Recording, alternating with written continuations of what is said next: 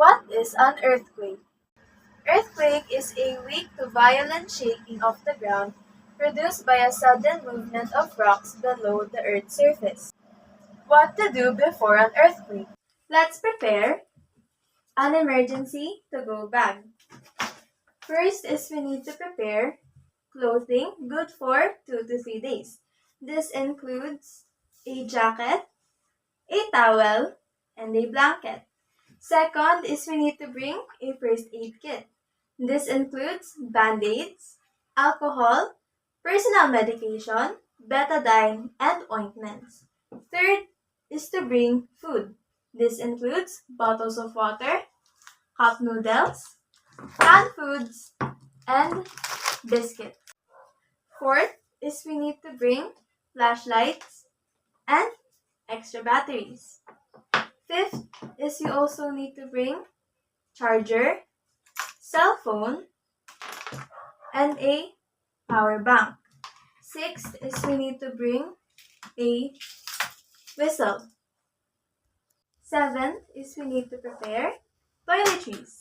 This means wipes, toothpaste, a toothbrush, deodorant, and soap and shampoo.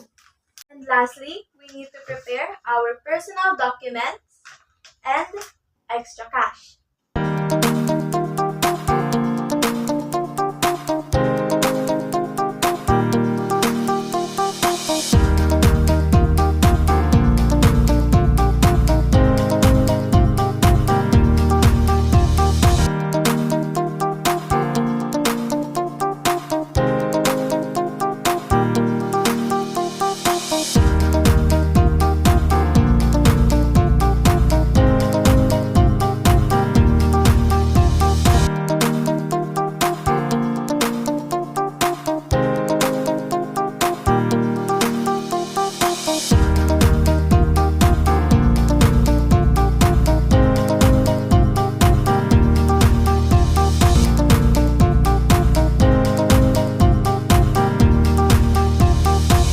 Keep a list of emergency phone numbers.